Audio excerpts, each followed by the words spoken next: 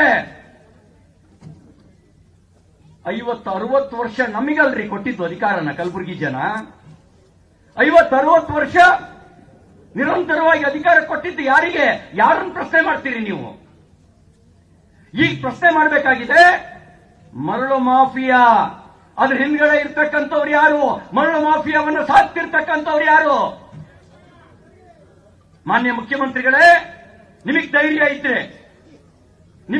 ಇದ್ರೆ ಹಾಲಿ ನ್ಯಾಯಾಧೀಶರ ನೇತೃತ್ವದಲ್ಲಿ ಎಸ್ಐಟಿ ತನಿಖೆ ಮಾಡಿ ಮರಳು ಮಾಫಿಯಾ ಯಾರು ನಡೆಸ್ತಾ ಇದ್ದಾರೆ ಆ ತನಿಖೆ ಯಾರು ಬುಡಕ್ ಹೋಗುತ್ತೆ, ಆಗ ಸತ್ಯ ಗೊತ್ತಾಗುತ್ತೆ ಮರಳು ಮಾಫಿಯಾವನ್ನು ಸಾಕ್ತಿರೋರು ಯಾರು ಅಂತ ಹೇಳಿ. ಕಲಬುರಗಿ ಜಿಲ್ಲೆನಲ್ಲಿ ಕೊಲೆ ಎಷ್ಟು ನಡೆದು, ಆ ಕೊಲೆ ಹಿನ್ನೆಲೆ ಆತ್ಮಹತ್ಯೆ, ಬೆದರಿಕೆ, ಆತ್ಮಹತ್ಯೆಗೆ ಕಾರಣ ಯಾರು? ಅದಕ್ಕಾಗಿ ಒಂದು ಎಸ್ಐಟಿ ತನಿಖೆ ಮಾಡಿ. ಆಗ ಮುಖವಾಡ ಕಳಚಿ ಬೀಳುತ್ತೆ. ಹೆಚ್ಚು ಮಾತಾಡಕ್ ಹೋಗೋದಿಲ್ಲ.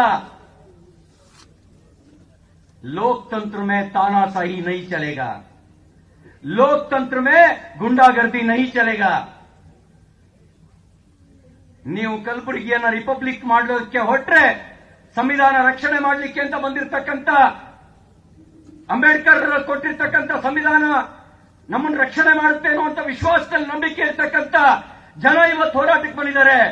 ನಾವು ಕೂಡ ಧೈರ್ಯವಾಗಿ ನಿಲ್ತೇವೆ. ಒಬ್ಬೊಬ್ಬ ಕಾರ್ಯಕರ್ತನಿಗೂ ಕೂಡ ಜೀವಕ್ಕೆ ಜೀವ ಕೊಟ್ಟು ನಿಂತ್ಕೊಳ್ತೇವೆ. ನಿಮ್ ಗುಂಡಾಗಿರಿ ಎಷ್ಟು ದಿನ ನಡೆಸ್ತೀರಿ ನಡೆಸಿ.